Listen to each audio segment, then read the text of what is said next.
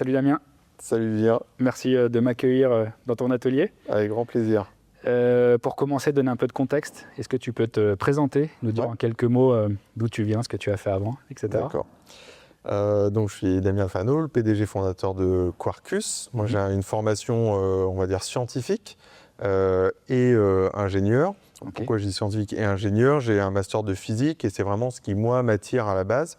J'ai fait une école d'ingénieur parce que a priori pour trouver du boulot, on te dit que c'est pas mal. En tout cas à l'époque on nous disait que c'était pas mal. Donc j'ai fait ça dans l'automobile parce que j'ai toujours été passionné d'automobile. Ok. Et ça m'a amené à travailler principalement chez Valeo dans l'innovation moteur. Et puis j'ai quitté Valeo finalement assez vite pour créer une première société. Donc vraiment ce profil entrepreneur, moi ce qui m'a toujours attiré, c'est de créer des projets et surtout de réaliser des choses qui a priori étaient compliquées à faire. D'accord, le Voilà. challenge. J'aime pas ce qui est établi et ce qui est déjà évident, quoi. J'aime pas D'accord. l'évidence. Ok. Donc derrière nous, on a deux voitures. Ouais. Est-ce que tu peux un petit peu en parler Oui, donc celle qui est juste derrière, celle-là, c'est la P2. Alors elle a changé de couleur un peu dans sa carrière. Elle était bleue à l'origine et en fait c'est le démo car. C'est le démonstrateur, donc c'est la première Quarkus roulante qui a été présentée donc, sur l'année 2023 et qui a permis, si tu veux, de traduire une intention, projet, innovation. J'ai une bonne idée, vous allez voir, je vais développer des choses avec quelque chose de concret de non, mais c'est sérieux, regardez, ça roule, premier véhicule et ce projet est concret et crédible, quoi. Donc ça, c'est la P2. Donc là, on est en quelle année 2023. Ok. 2023, donc en 2023, j'allais sur les circuits avec la P2.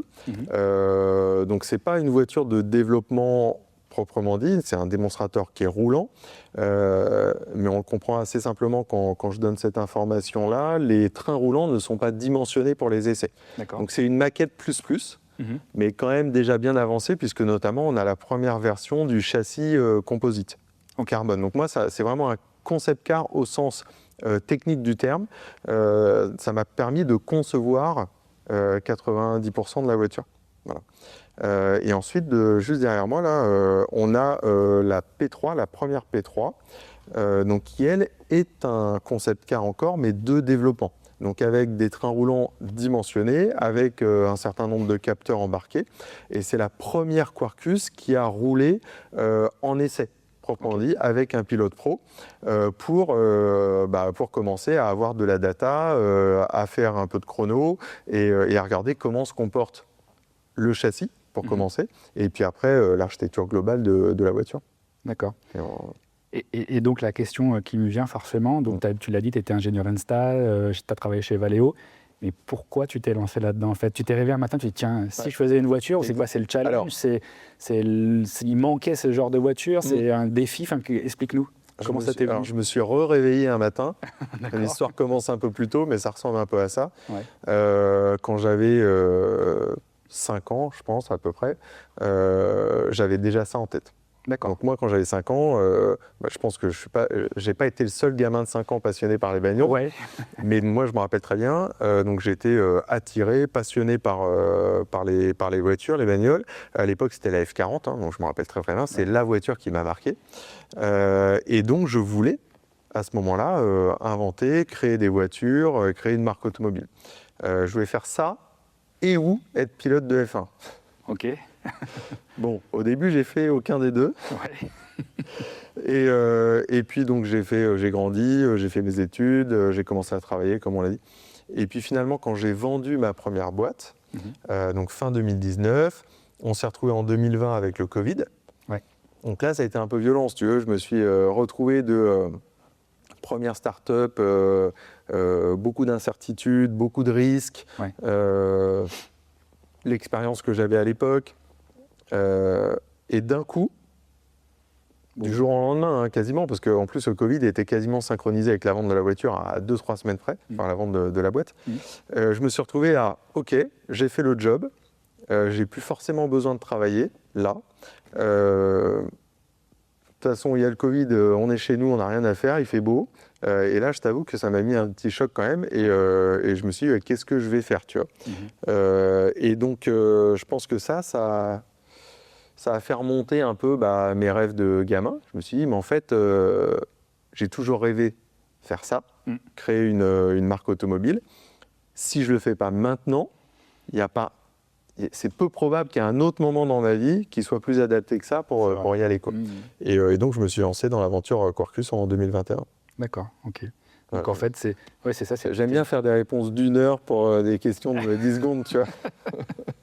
Ça me va. Mais donc, oui, en fait, concrètement, déjà, c'était ancré en toi. Oui, en fait, je pense que j'aurais pas pu faire autrement. Oui. Mais alors, la question justement que je me pose, peut-être que tout le monde va se poser, c'est s'il n'y avait pas eu le Covid. Ouais, je l'aurais fait. Souvent, j'en parle, tu sais, parce que des fois, c'est dur quand même, entreprendre comme ça. Et puis, c'est beaucoup de risques, c'est beaucoup d'énergie, etc.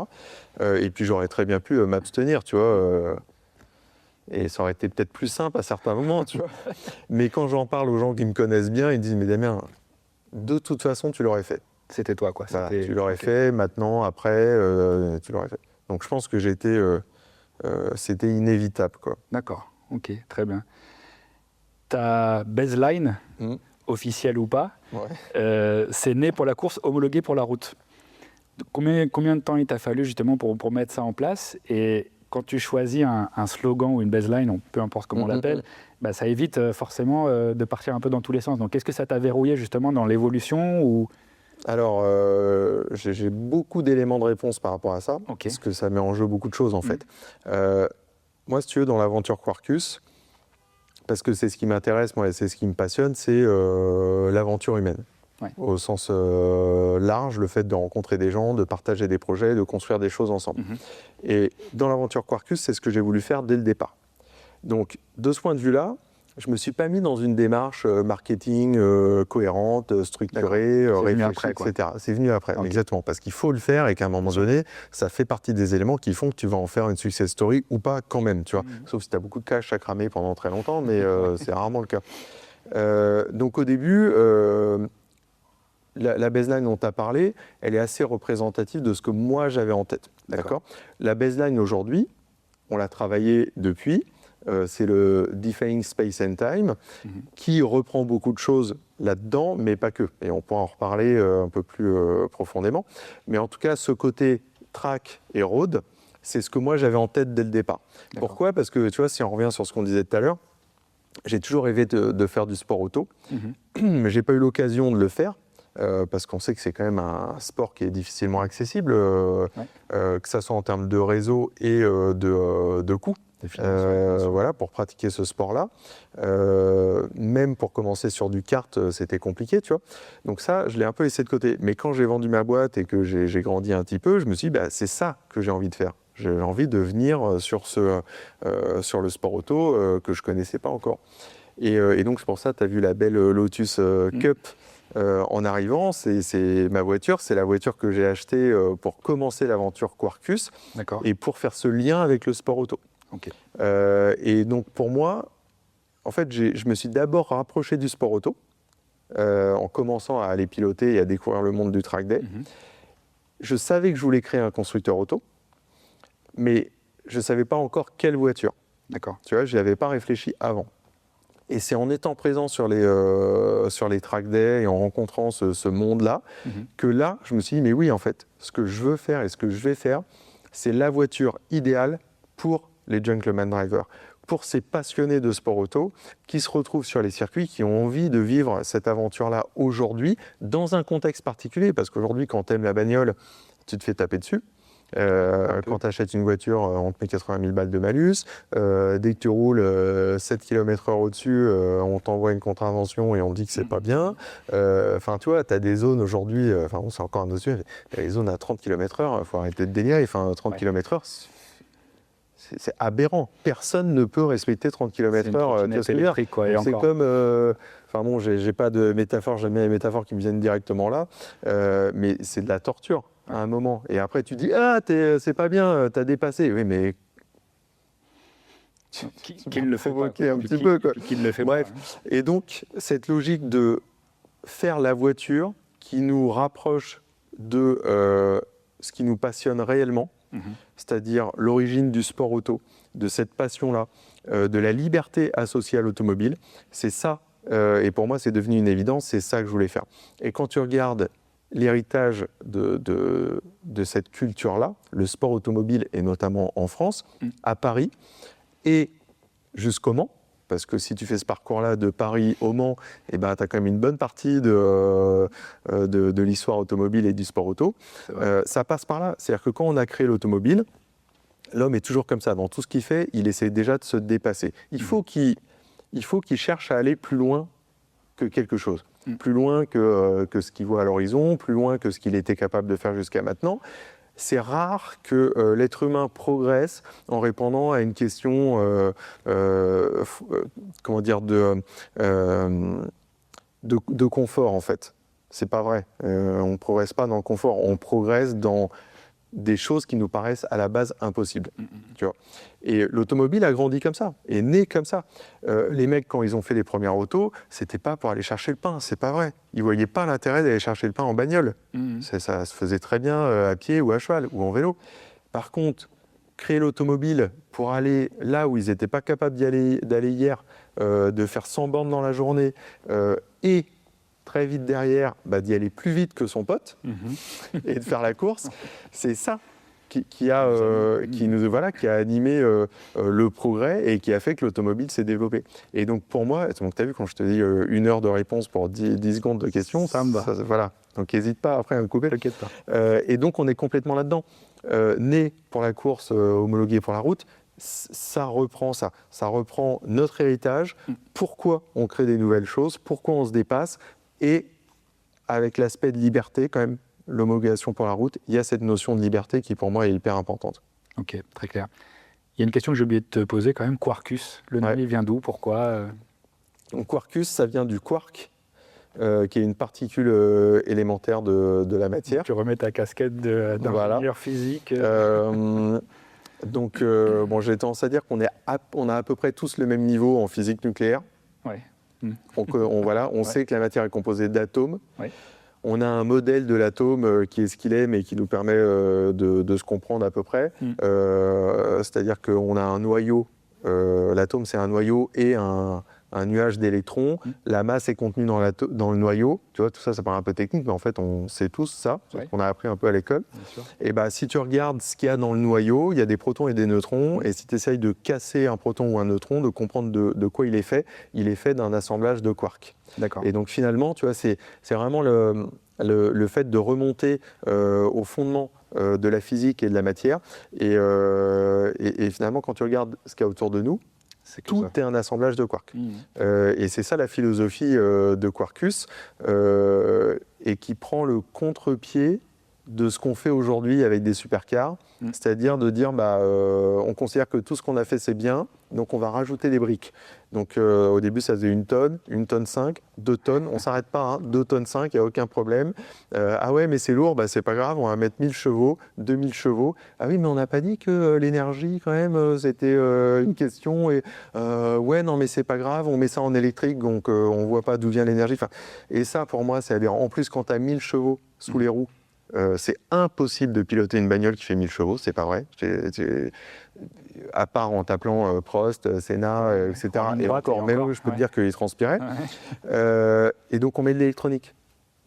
Et de l'électronique, et ça ne m'intéresse mais absolument pas. On se retrouve avec des voitures qui sont déjà des robots. Tu vois, on parle de l'IA aujourd'hui, etc. Mais en fait, toutes les bagnoles qui sont dans la rue aujourd'hui sont déjà des robots. Et nous, on fait semblant de conduire. On a perdu toute la connexion avec l'automobile, avec l'expérience de pilotage. Et donc, Quarkus, c'est l'opposé de ça, quoi. D'accord. Retour aux sources, au plaisir de conduire. Oui, aux fondamentaux de la physique. D'accord, très bien. Donc là, juste pour comprendre, Quarkus, on est à quel niveau, quelle étape? Oui. Alors, j'en suis techniquement... parce que tu as l'aspect technique, tu as l'aspect marketing, voilà. Quarkus, ce n'est pas simplement une voiture et des technologies, c'est avant tout une marque. C'est vraiment ça. Aujourd'hui, techniquement, j'en suis à ce qu'on a appelé tout à l'heure le POC, donc la preuve de concept. Dans de l'innovation, c'est une étape qui est hyper, dans un process d'innovation, c'est une étape qui est hyper importante. C'est-à-dire qu'au début, tu imagines des choses, tu écris des cahiers des charges, tu essaies de traduire ça en solutions techniques. Donc sur une voiture, c'est complexe mais passionnant parce qu'il y a absolument tout dans une voiture. Pour un ingénieur, c'est magique de travailler dans l'automobile. C'est presque un start from scratch là en fait. Ah bah complètement, c'est pas presque. Je suis parti d'une feuille blanche. D'accord. Complet. Donc tu imagines les premières lignes du cahier des charges, c'est pas quelle motorisation ou quel frein ou quelle roue, c'est pas ça. C'est quel est le feeling de la voiture. C'est-à-dire la voiture, quand je vais m'asseoir dedans, en termes de sensations, de comportement, d'expérience, moi mon premier cahier des charges, il était presque philosophique. Après, j'ai traduit ça en cahier des charges technique, et là, j'ai déjà fait 80% du boulot. C'est-à-dire que j'ai dit, OK, donc la voiture, d'un point de vue architecture, typiquement, elle doit faire 600 kg. Ça, c'est un des premiers critères et qui est hyper contraignant, mais qui était indispensable par rapport à toute la philosophie qu'il y a derrière. Et puis après, tu vois, le fait de choisir, de dire, OK, moteur central arrière, longitudinal, un coupé fermé, 2 places, pas une monoplace, pas quelque chose d'ouvert comme une Caterham par exemple, les dimensions de la voiture, les performances, tu vois, même avant de faire le choix technique. Donc tu travailles là-dessus et à un moment donné, tu fais les premières maquettes et puis il faut arriver à la preuve de concept, c'est-à-dire que le job n'est pas terminé. Par contre, tu as une première étape où tu dis, OK, les choix techniques qui ne sont pas encore forcément dimensionnés et ou mis au point, mais l'architecture, comment c'est censé fonctionner, quelles solutions tu utilises, tu vois, est-ce que tu roules en électrique, est-ce que tu roules à l'éthanol par exemple, et bah ça, il faut les valider, c'est-à-dire que tu les mets ensemble et à un moment donné, il faut que ça fonctionne ensemble et que tu retrouves ton premier cahier des charges, qui est un cahier des charges d'expérience et pas un cahier des charges technique. Ouais. Ça ne veut rien dire de valider un cahier des charges techniques. Je dis, OK, je mets un moteur qui fait 300 chevaux. Ah oui, il fait 300 chevaux. Bon, je le savais en fait, je l'ai choisi pour qu'il fasse 300 chevaux. Par contre, qu'est-ce que ça fait 300 chevaux dans une voiture de 600 kg avec telle répartition de masse, avec telle ergonomie et telle solution de pilotage, de freinage, etc. Ça, c'est là où j'en suis aujourd'hui. C'est ce que les concept cars P3 m'ont permis de valider et c'est ce qui fait que c'est déjà un step qui est très important parce qu'aujourd'hui, la Quarkus, elle existe et elle est bien née. Je sais que cette voiture-là, c'est plus un cahier des charges, c'est une voiture qui existe. Maintenant, tout ce qui reste, et c'est presque facile, c'est de la mise au point. C'est de la finition, c'est terminer tel ou tel dev, mais la grande question en amont, j'y ai déjà répondu en fait. D'accord. Donc aujourd'hui, on peut déjà acheter une Quarkus ou pas? Non. Non, aujourd'hui, tu ne peux pas acheter une Quarkus. Tu peux dire que j'en veux une. T'en veux une et donc voilà, et donc réserver, rentrer dans une liste, en fait, si tu veux. Mais aujourd'hui, tu ne vas pas commander une Quarkus, on est en phase de développement. Et donc, en fait, pour te faire un peu le process, maintenant qu'on a fait le POC, le prochain chapitre, et c'est le chapitre actuel que je suis en train de financer là, c'est la Quarkus Cup. La Quarkus Cup, c'est quoi? C'est hyper simple, c'est l'étape non homologuée route. Avec la validation qu'on a aujourd'hui, avec les concept cars qui existent, il n'y a pas grand-chose à faire pour en faire des voitures clients, c'est-à-dire des voitures disponibles à l'essai, à la location, pour faire des courses, etc. Et donc c'est ça l'étape Quarkus Cup. Mais encore une fois, après c'est une stratégie. Moi, dans cette stratégie-là, je ne veux pas commencer par mettre à la vente des Quarkus Cup. On peut parler de business model. Le business model de Quarkus, à terme, bien sûr que c'est de vendre des voitures, mais ça ne sera jamais le business model principal de Quarkus. De toute façon, on restera sur de la petite série. Même à long terme, l'objectif, c'est 200 voitures à l'année. D'accord, ce qui est significatif. Mais c'est pas du volume. Donc tu ne peux pas avoir une stratégie d'optimisation de marge, de machin, etc. sur des choses qui génèrent du petit volume. Tu vois ce que je veux dire? Surtout que quand tu as vendu une Quarkus à un client, bah, c'est un client, mais en fait, du jour au lendemain, si tu fais que ça, c'est plus un client, puisque lui, il t'a déjà acheté la voiture. Donc, c'est plus un client par définition. Donc, ce qui m'importe, moi, dans Quarkus, c'est avant tout de créer une marque. Et donc, le business model principal dès maintenant, principalement avec la Quarkus Cup pour cet amorçage-là et par la suite, c'est tout ce qui va tourner autour de l'expérience de la marque. D'accord ? Et pour ça, il n'y a pas besoin en amont que les gens soient tout de suite propriétaires des voitures. Mettre des Quarkus en location avec ou sans coach, organiser des premières courses, des track days, etc. Ça, c'est ce qui est important. Ça nous permet déjà de faire vivre la marque et d'être présents tous ensemble sur la voiture. Après, bien entendu qu'on a envie d'avoir une Quarkus à nous, etc.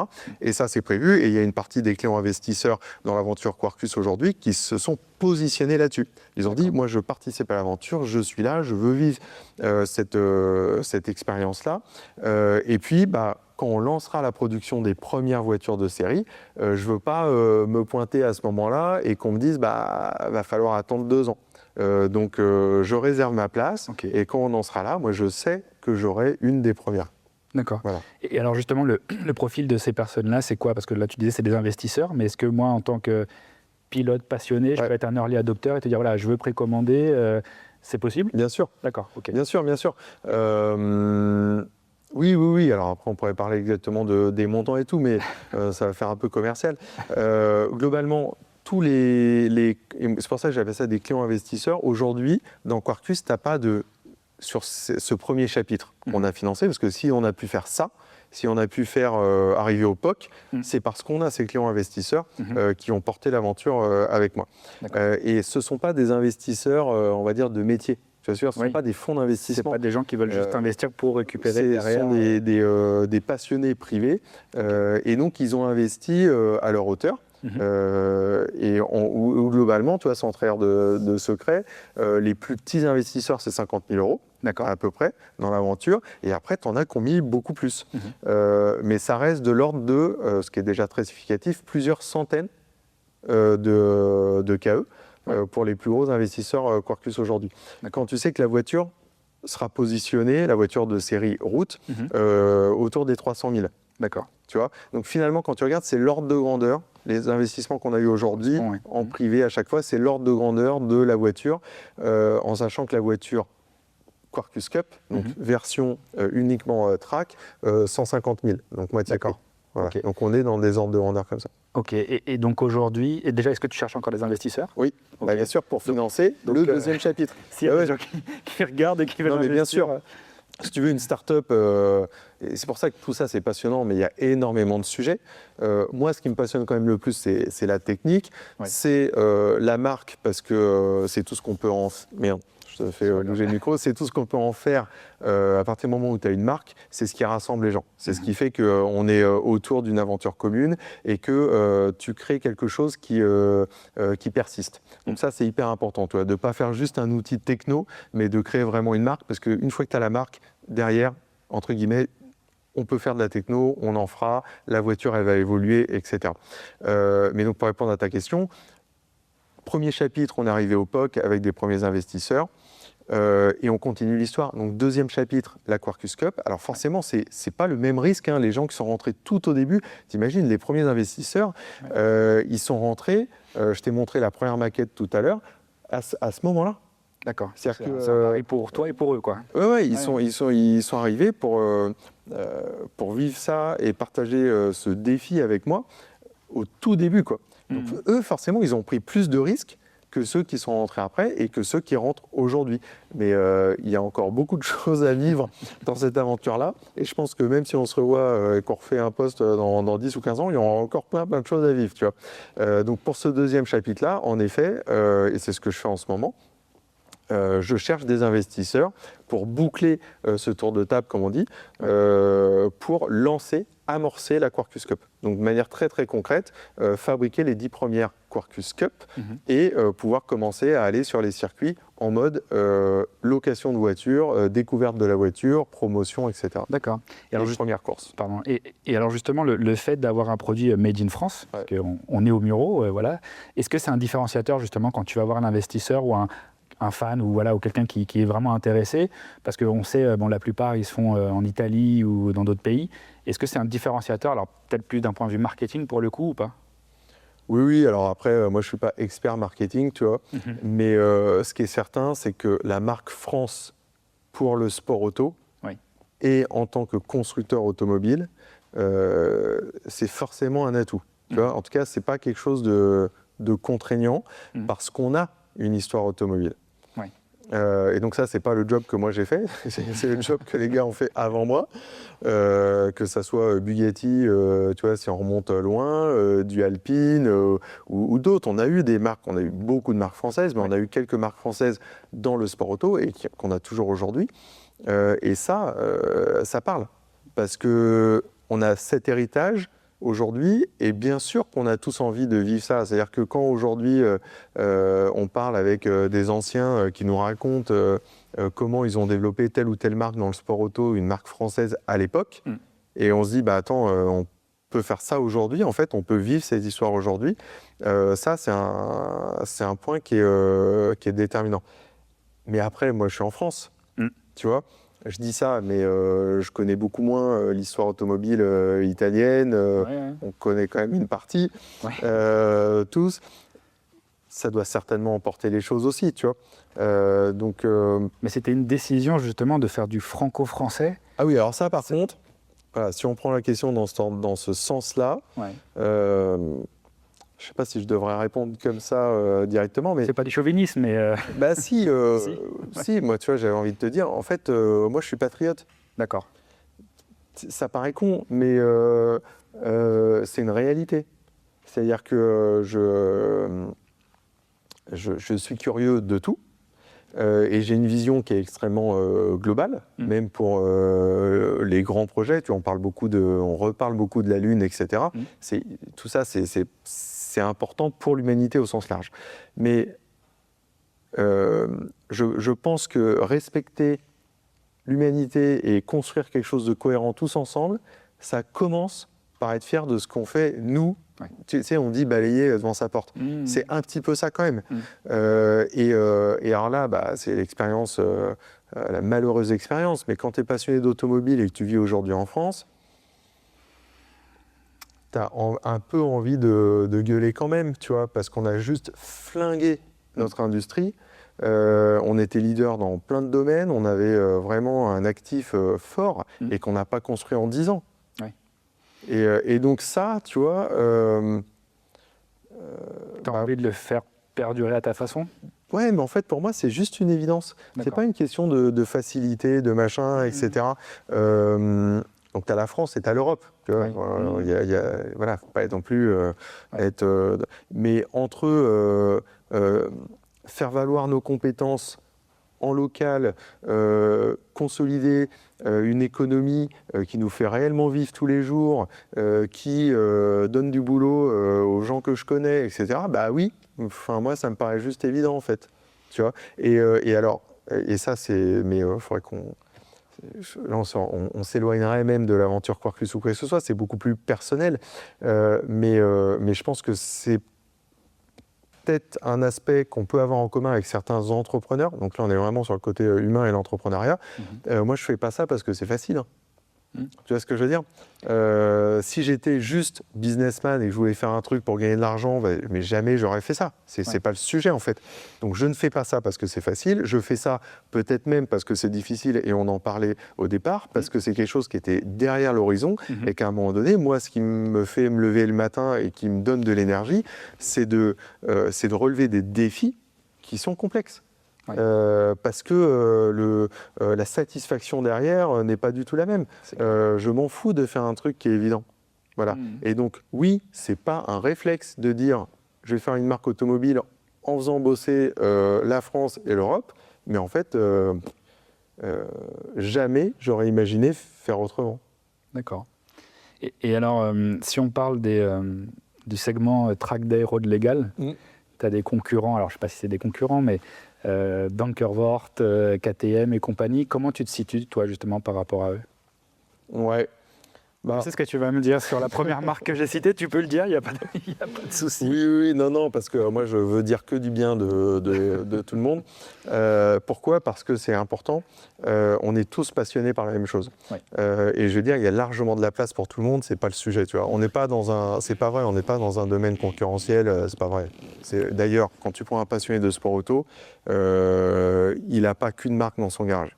C'est vrai. Tu vois ce que je veux dire? Donc, pour moi, ça, c'est un non-sujet. Après, je t'avais fait la petite blague tout à l'heure quand je disais ça. La Donkervoort, moi, j'en ai jamais vu sur circuit. Moi non plus, à part sur YouTube, j'en ai jamais. Voilà, donc premier step, ce qui n'est pas du tout le cas d'une KTM ou d'une Caterham. Voilà. Maintenant, chacun a son histoire et son ADN. Caterham, voilà, on connaît l'histoire de Caterham. Et les Anglais qui ont leur philosophie, leur façon de faire et qu'on adore dans le sport auto, mais Quarkus, c'est pas anglais, quoi. Ouais. Tu vois, donc on ne fait pas les choses de la même façon. Moi, aujourd'hui, si j'essaie de me poser la question, qui sont réellement des concurrents potentiels de Quarkus, j'aurais envie de citer Dallara, parce que dans l'esprit, dans beaucoup de choses, ça se rapproche, mais encore une fois, j'ai pas beaucoup vu de Dallara sur circuit. Non. Et puis à un moment donné, on s'en éloigne quand même. Mais là, il faudrait parler de technique. Tu vois, jamais j'aurais fait une Dallara. Pour une raison simple, c'est que tu as un moteur turbo qui prend, je ne vais pas dire de conneries, mais je ne suis même pas sûr que ça prenne 6500 tours. Ouais. Je pense même pas. 12 500. Ouais. Et ça, c'est des trucs cons. Mais pour moi, ça fait partie de l'expérience. Tu vois, c'est de la même façon qu'un mec te dit... oui, une électrique, ça peut être super, mais je ne veux pas piloter d'électrique. Parce que ça me dresse pas les poils, j'ai pas cette ambiance-là. Et pour moi, piloter une voiture de sport ou une voiture de course qui ne dépasse pas les 6500 tours, ça me fait exactement le même effet. D'accord. Tu vois, donc aujourd'hui, pour répondre à ta question, moi, je n'ai pas l'impression qu'il y ait de concurrents directs de Quarkus. Si tu veux, le positionnement est tellement différent. Pareil, des voitures light. On peut parler de plein de voitures light. Une Alpine, qui a une super caisse, ça fait 1 tonne 80. Ouais. Je ne sais pas si tu te rends compte. Ça veut dire que tu pars d'une Quarkus, il faut rajouter presque 500 kilos. Ouais. Mais 500 kilos, c'est monstrueux. Une Lotus, plus light, mais plus petit qu'une Alpine. Ça a la taille d'une Alpine, une Quarkus. Une Lotus, la Cup qui est là, ça fait 900 kg. Ouais. Donc c'est déjà bien plus léger qu'une Alpine, mais ça fait encore 50% de plus de masse qu'une Quarkus. Tu vois, donc le 600 kg, il est vraiment pas anodin. Il change totalement les règles du jeu. Et là, comme ça, je vois pas de caisse qui se bat dans la même cour. Ou alors, il faut aller chercher des prototypes de course. Voire des monoplaces. Ouais. Et ça m'intéresse, notamment par rapport à la Quarkus Cup, etc.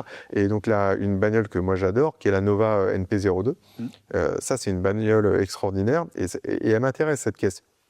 Mais elle n'est absolument pas confiante. Déjà, ça fait toujours pas 600 kg. Ouais. Et au niveau du poids, on n'y est pas. On n'y est pas encore. Bon, il y a un plus gros moteur, mais tout est lié de toute façon. C'est une monoplace, et c'est purement course. Voilà. Mais ça m'intéresse parce qu'en termes de perfo, on va chercher ce type de voiture-là. Donc on est encore un petit peu derrière, mais on n'est vraiment pas loin. Tu vois. Par contre, en termes de philosophie de la voiture, donc avec la version route en target, et puis le coût d'exploitation, etc., le fait que ça soit une biplace, machin, et encore une fois, on s'en éloigne pour le coup directement, quoi. Et donc, juste pour revenir là-dessus, donc tu parlais de la Quarkus Cup, donc on a bien compris le chapitre, on va dire, et donc le chapitre d'après, c'est l'homologation ? Oui, exactement. En fait, la Quarkus Cup, si tu veux, c'est la consolidation de tout ça. C'est-à-dire que je suis parti de la feuille blanche, il y avait un pari un peu fou quand même, avec les quelques passionnés qui m'ont suivi au début, et donc je les en remercie, parce que si on est là, c'est notamment grâce à eux. Aujourd'hui, on a le POC, on a la voiture, on a la marque. Ok, c'est le premier step. La Quarkus Cup, ça permet de transformer ça. C'est-à-dire que la marque, elle va exister sur les circuits. On va avoir un premier business model en place qui va nous permettre d'avoir du chiffre d'affaires récurrent, de se stabiliser en tant que société, et ça, c'est hyper important. Et puis, ça répond à énormément de choses. Ça fait un terrain promotionnel, ça fait un terrain de développement, parce qu'à partir du moment où on a ça, tous les roulages qu'on va faire, on va récupérer de la data. On va échanger avec tous les gens. Tous les gentlemen qui vont rouler la caisse, machin, on va parler.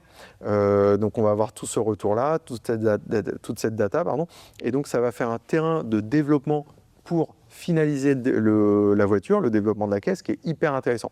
Et finalement, la voiture de route va être développée grâce à ça, grâce à la Quarkus Cup. D'accord. Voilà. Et donc, en effet, le chapitre logique qui suivra derrière, ça sera l'homologation, donc la finalisation de la version route avec l'homologation de la version route. Ok. Voilà. Et ta vision là-dessus, c'est quoi? C'est 3 ans, 5 ans, 10 ans, 15 ans, 20 ans? Alors, financement, donc tour de table pour la Quarkus Cup. À partir du moment, donc, pour être transparent, le financement complet de la Quarkus Cup, c'est 2 millions. D'accord. Ce qui est relatif parce que là-dedans, ça implique notamment la fabrication de 10 bagnoles. Ouais. Et quand tu vois qu'aujourd'hui, une supercar pour aller sur circuit, c'est entre 5 et 700 000 balles, là, fabriquer 10 Quarkus Cup, si tu veux, c'est qu'on est loin de ça. Bah, c'est simple, c'est moins de 150 000 une Quarkus Cup. Il y a un peu de dev, un peu d'investissement, typiquement de production des pièces composites. Et en gros, c'est ça sur l'avancage Quarkus Cup. C'est pour ça qu'en termes de risque, tu vois, c'est pas du tout le même job qu'on a fait dans le chapitre 1. À partir du moment où on a ce tour de table-là, tu comptes 12 mois, c'est un ordre de grandeur, est-ce que c'est 9, est-ce que c'est 15, 12 mois pour lever de fonds, mais cette fois auprès d'un fonds d'investissement. Donc ça sera la première levée auprès d'un fonds ou d'un family office pour justement l'industrialisation. D'accord ? Et donc l'horizon, tu vois, il est de cet ordre-là, donc 12 mois, donc on va dire 12 à 18 mois. Et ça, c'est le financement de l'industrialisation, puisque le timing dépend du financement, tout le temps. Et donc là, les horizons derrière, c'est 2-3 ans pour atteindre un niveau d'activité de production série. Okay. Mais finalement, quand on arrivera, à partir du moment où la Quarkus Cup est amorcée depuis 1 an, 18 mois ou 2 ans, si tu veux, on a 90% de la voiture de route. Ouais. Donc ça veut dire que 2030, on peut l'avoir sur la route? Ah bah oui, 2030, oui, tu me diras, tout va vite, tout va vite. Ouais. Mais oui, bien sûr, les ordres de grandeur, bien sûr, c'est ça. Mais ce qui est certain, c'est qu'on la verra sur les circuits avant. Et c'est ce qui est important, parce qu'à partir du moment où c'est déjà sur circuit, on fait vivre la marque, on va partager tous ces instants-là. Et si tu veux, l'attente, ce qu'on peut appeler ça comme ça, pour finaliser une version route et avoir la version route, elle est vivable plus facilement quand on vit déjà la marque et qu'on pilote déjà la voiture que si c'était l'unique finalité, quoi. Ouais. Ok. Au final, tu es un peu un monsieur Ferrari quand même. Bah, alors, pas pour vous comparer la marque elle-même, mais au final, c'est ça, ouais. Bah oui. Donc Enzo a fait ce qu'il a fait, comme Ettore Bugatti a fait ce qu'il a fait, comme Citroën, André Citroën l'a fait. Chacun dans son contexte, dans son époque, avec ses moyens, avec sa vision, mais on fait tous partie de cette histoire automobile. Je ne suis pas le premier, j'espère que je ne serai pas le dernier. Et en tout cas, je porte ça avec toute l'énergie que j'ai. Et ce qui est certain, et on en est déjà à ce step-là, c'est que j'ai écrit une partie de l'histoire. Voilà. Aujourd'hui, Quarkus, c'est pas un projet. Aujourd'hui, Quarkus, c'est une marque qui existe, avec une bagnole qui est née, qui en plus est vraiment super cool et qui est très bien née. Maintenant, il faut écrire la suite, et c'est mon job. Mais voilà, il y a déjà une partie de l'équation qui est là, quoi. Ok, très bien. Juste donc, si on parle un peu de technique, une Quarkus, c'est quoi ou comment c'est foutu, voilà. Ouais, donc 3 heures de plus. Allez, c'est parti. Donc oui, non, mais c'est vrai que c'est important parce que j'ai tout réinventé, entre guillemets. Alors je le dis aussi comme ça, je connaissais rien. Voilà, okay. Je venais pas du sport auto. Donc c'est l'intérêt, c'est l'avantage que j'ai eu. J'ai pas été pollué par qu'est-ce que je suis censé faire. J'ai eu cette liberté de réinventer totalement ce qu'est une voiture de course ou une supercar en partant d'une feuille blanche. Voilà. Et ça a abouti à la Quarkus. Ça veut dire quoi? Ça veut dire que tout dans la caisse, et c'est là où il faudrait réellement 3 heures. Et quand je dis 3 heures, c'est même pas 3 heures qu'il faut, c'est beaucoup plus parce que on a déjà fait pas mal de soirées, tu sais, thématiques dans l'atelier où justement je parle vraiment technique. Ouais. Et à chaque fois, ça dure 3 heures. Et au bout de 3 heures, en fait, on a l'impression qu'on a parlé de rien, tu vois. Ouais. Mais la Quarkus, donc tout est innovant. C'est-à-dire que l'architecture véhicule, le fait réellement d'avoir un vrai coupé de place qui fasse 600 kg. Et pas 600 kg à sec, en théorie, c'est 600 kg en état de marche, avec les pleins, etc. Le type de motorisation. Donc tout ça, c'est ce que j'utilise beaucoup le terme architecture, mais parce que pour moi, c'est hyper important en ingénierie. Ouais. Et ça veut dire beaucoup de choses, mais le fait donc d'avoir ce type de motorisation. Le châssis.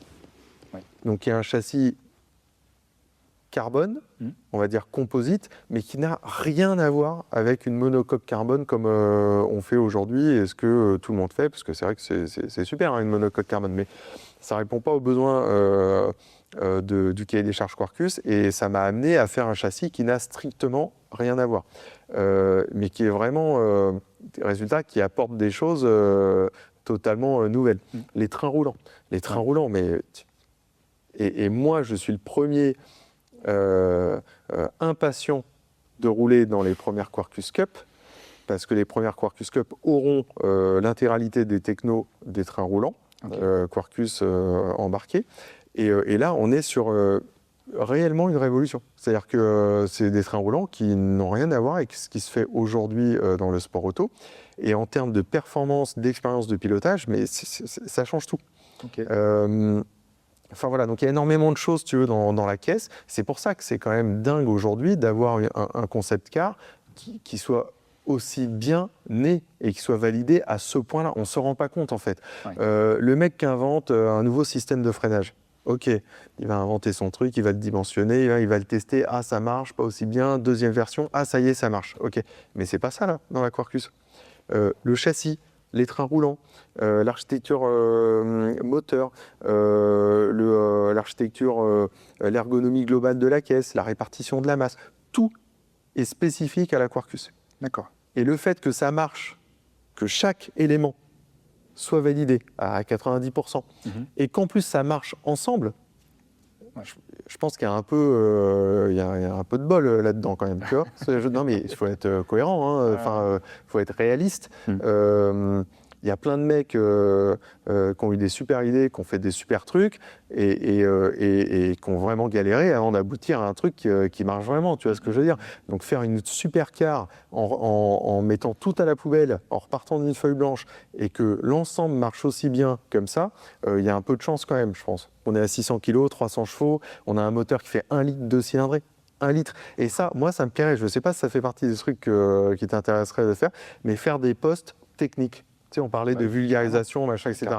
Parce que là, il y a un nombre de sujets passionnants et vraiment intéressants parce qu'on a des a priori et des préjugés. Pourquoi ? Parce que toutes les bagnoles de course sont faites de la même façon. Donc aujourd'hui, tu vois, on pourrait parler du couple, par exemple. Aujourd'hui, d'ailleurs, dans tous les magazines de sport auto, quand tu vois des essais sur des bagnoles, ils parlent que du couple. Ils disent couple moteur. Et ça, par exemple, c'est des sujets qui m'intéressent vachement, de pouvoir vulgariser ça et en parler, parce que comprendre certaines choses, ça ouvre vraiment la vision, quoi. Ouais. Tu vois, le fameux Newton-mètre. Oui, en termes de Newton-mètre, par exemple, mais je le dis juste là en teaser, mais on y réfléchira, le couple n'a jamais fait avancer une voiture. Jamais. Tu prends ta clé dynamo, tu vas serrer un boulon dans ton atelier, tu peux mettre 600 Nm, tu restes sur place, il n'y a pas de problème, tu vois, et tu dépenses même pas d'énergie. Donc le couple ne fait pas avancer une caisse. Tu peux avoir, déjà tu prends un tank par exemple, je ne sais pas combien de coupes ça fait, mais à mon avis c'est monstrueux, et ça va avancer à 8 km/h, tu vois. Donc ça c'est un point qui est intéressant par exemple, et tout ça pour dire que on a un moteur là, en l'occurrence, qui fait 1 litre de cylindrée. Et on a d'autres ressentis, préjugés, 1 litre, petit moteur, ça c'est vrai, où là, attention, est-ce que ça va pas être un peu fragile, la fiabilité, 12 500 tours en plus. Machin, 12 500 tours, ça hyper intéressant, 12 500 tours. Alors qu'en fait, mécaniquement, pour avoir de la fiabilité et du dimensionnement qui permet d'être durable, il faut mieux avoir quelque chose qui tourne vite, mais avec moins d'efforts, notamment le couple, que quelque chose qui tourne moins vite avec beaucoup d'efforts. Et si en plus on parle de la masse embarquée, là tu laisses tomber. Dès que tu crées du couple, il faut de la matière et donc il faut de la masse.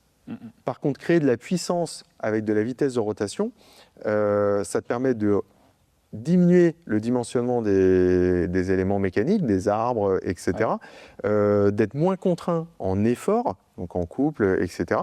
Et ce n'est pas un problème, en fait, mécaniquement, de tourner vite. Il y a énormément de systèmes mécaniques de tous les jours. Tu prends les moteurs d'avion, par exemple. C'est ultra fiable, hein, on est tous d'accord. Heureusement. Ça tourne, ça ne s'arrête quasiment jamais. Même quand les trucs ils sont au parking, quasiment ça tourne. Et pourtant, c'est pas 10 000 tours minute. Hein. Beaucoup plus. Là, tu viens de casser plein de préjugés, de rêves, de trucs de tout le monde. Et tout ça, c'est hyper intéressant. Et moi, ça me passionne forcément. Pourquoi ? Parce que j'ai conçu la bagnole comme ça, en partant de la physique. Et donc forcément, il y a des choix techniques aujourd'hui qui ne ressemblent pas à ce qui se fait et qui pourtant sont hyper pertinents pour ce qu'on veut. C'est-à-dire avoir une voiture qui n'est pas chère à l'exploitation, qui est fiable, avec des pièces forcément donc, qui sont moins coûteuses que machin. Et donc ça m'intéresse d'en parler, tu vois. Okay. Mais ce sera l'objet d'un deuxième podcast, troisième, quatrième, cinquième, on fera des mini-séries. Le sujet, j'en ai une trentaine. Ok, parfait, ça me va. Pour finir sur une question un peu plus fun, on va dire, si tu devais livrer la première Quarkus, et tu rêverais que ce soit à qui ? Bonne question, tu sais pas, tu sais pas me répondre. J'allais dire à ma mère, mais non, on va couper. Ça. Tu peux, hein, ça peut. Non, attends, à qui je livrerais première Quarkus ? Alors de manière très très égoïste à moi-même. Ouais, voilà, ça c'est fait. Ça me ferait quand même plaisir, tu vois. Non, pour pas créer de jaloux, comme ça. Les gens se disent complètement égoïste. Non, mais vraiment. Mais je sais en plus à qui sera livrée la première Quarkus. Ah, donc tu veux pas le dire. Le dire, non, je vais pas balancer de nom. Mais on parlait des clients investisseurs de tout à l'heure. Et aujourd'hui, alors on a 2 séries dont on peut parler. Les premières Quarkus Cup, qui seront quelque part des voitures de développement, on en a parlé, donc qui seront toujours des voitures de Quarkus, mais qui, quand on aura lancé la fabrication des premières voitures de série, n'auront plus de raison d'être, finalement, puisqu'on aura déjà avancé la Quarkus Cup, on aura commencé à vendre des Quarkus Cup pour les autres teams, et on aura lancé la production série. À ce moment-là, ces 10 voitures-là vont revenir aux parrains, donc aux 10 premiers investisseurs de Quarkus. D'accord. Et donc la première, j'ai le nom du parrain en question, c'est la première personne qui a dit moi je veux faire partie de l'aventure et qui a financé cette aventure-là. Et cette personne-là, je l'ai rencontrée le premier jour de l'aventure Quarkus. On parlait de la maquette P1 qui a été présentée le 16 novembre 2021 à l'Automobile Club de France. Et ce soir-là, j'ai rencontré cette personne-là qui a dit moi je veux faire partie de l'aventure. Et lui, en fait, à ce moment-là, il sait qu'un jour il récupérera la première Quarkus Cup. Donc ça, c'est la première. Et la deuxième... Parce que juste là, tu fais trop de teasing, on ne peut pas savoir qui c'est ? Non, enfin, je ne vais pas balancer. Si tu cherches, tu vas savoir. Hein. Je pense que sur les réseaux, etc., tu le sais. Maintenant, voilà, c'est un privé et tout. Pas de problème. Lui, il peut en parler s'il veut, mais je ne vais pas balancer son nom comme ça. La deuxième première, c'est la première des voitures de série. Qu'on a appelée Hypernova, qui sera le nom de la voiture de série. Et là, c'est pareil, comme on a dit qu'il y a des investisseurs qui sont rentrés dans l'aventure en mettant une option, une réservation, si tu veux, sur ces premières voitures-là. Et il y en a une, c'est la première des premières, la numéro 1. Et donc, pareil, j'ai le nom en tête, je sais qui c'est. Et donc, ça sera de fait le premier à recevoir une voiture de route. Mais si tu avais le rêve, j'insiste, mais si tu... Non, parce qu'en fait, et tu sais quoi d'ailleurs, ça me fait penser à ça, au moment où j'avais fait ça, je m'étais posé la question de est-ce que je garde cette plaque-là de la numéro 1 soit pour moi, soit pour quelqu'un, etc. Et en fait, assez vite, je me suis dit non, ça ne fait pas partie du jeu. Moi, ce qui m'intéresse, et les règles du jeu, de partager cette aventure, c'est justement que c'est pas à moi de décider de ça. Tu vois, et c'est légitime que quelqu'un qui participe à cette aventure et qui fait que ça devient une réalité, participe réellement. Donc si ça a été le premier à être là, c'est le premier à être là et ça sera le premier à avoir une voiture. Voilà. Et en plus, tu sais quoi, ce gars-là, forcément, il l'aura attendu plus longtemps que n'importe qui, puisque ça aura été le premier à dire j'en veux une. C'est faire. Ok, très bien. Bon, alors concrètement, là, si on est investisseur, si on veut rentrer en contact avec toi, comment on fait? Tu as un site, tu as les réseaux, mail, comment? Alors, je pense que le plus simple, moi, pour me contacter, c'est LinkedIn. Ça, c'est sûr, parce que tu peux m'écrire dessus et voilà. Après, je pense qu'on trouve mon numéro aussi assez facilement, que ce soit sur les réseaux ou sur des choses comme ça. Et donc, voilà, le process, il est super simple. Déjà, c'est me rencontrer. Faire connaissance avec moi, et moi c'est ce qui m'intéresse, connaître les gens. Il faut qu'il y ait un feeling. Voilà, c'est ce qu'on disait tout à l'heure. C'est pas une action sur un CAC 40 ou quoi que ce soit. C'est pas ça. C'est une aventure. Tu vois, moi, les investisseurs qui rentrent aujourd'hui, je les connais tous et j'ai envie de tous les connaître. Donc c'est déjà me rencontrer. Et si derrière y a le feeling et qu'on a envie de participer à cette aventure, c'est hyper simple. Là, on rentrerait dans de la technique financière et tout, mais on peut un petit peu. Aujourd'hui, l'intégration en termes d'investisseurs se fait par des BSA. Donc, c'est des bons de souscription. C'est hyper adapté aux startups et au timing, si tu veux, très séquencé d'une startup. Parce que c'est ce qu'on a dit, à partir du moment où on book ce tour de table-là, on lance le tour d'après, qui est la levée de fonds auprès d'un fonds. Et donc là, aujourd'hui, c'est du BSA. Donc le ticket d'entrée, toujours pareil, à partir de 50 000 en gros. Et en gros, le BSA, tu vois, tu as un mécanisme qui est assez simple. Aujourd'hui, tu achètes un bon de souscription. Donc par exemple, tu mets 100 000, ce sera facile à calculer. Et ce bon-là, en fait, 12 à 18 mois plus tard, quand on fait la levée auprès d'un fonds, à ce moment-là, on va émettre des actions.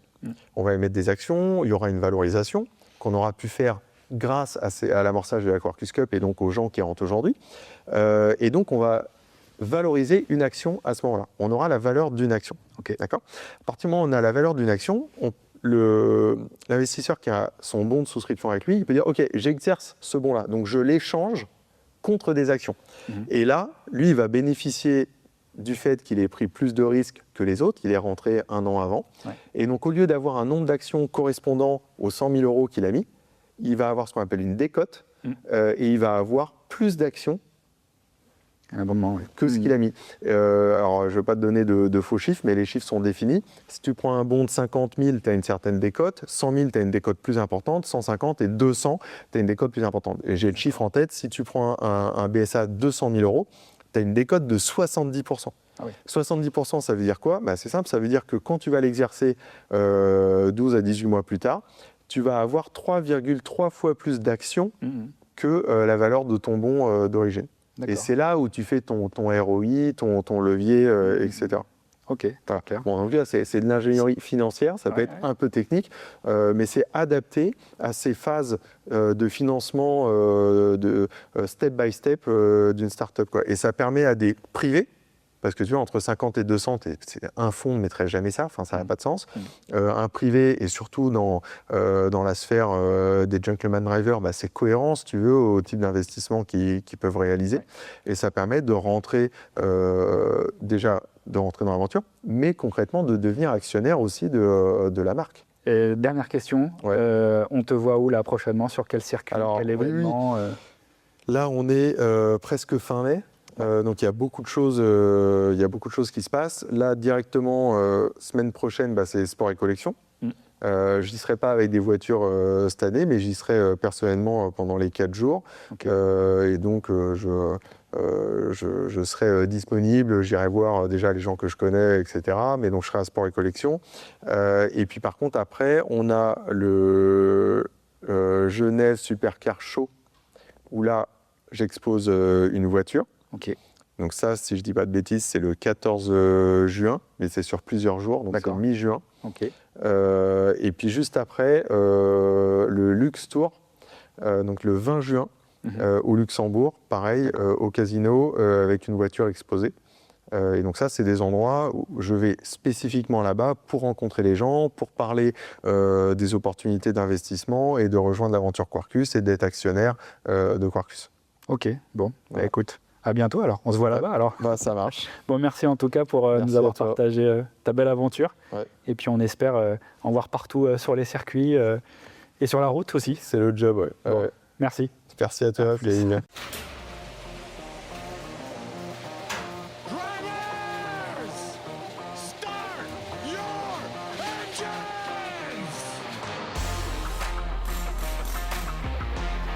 Moteur et marketing.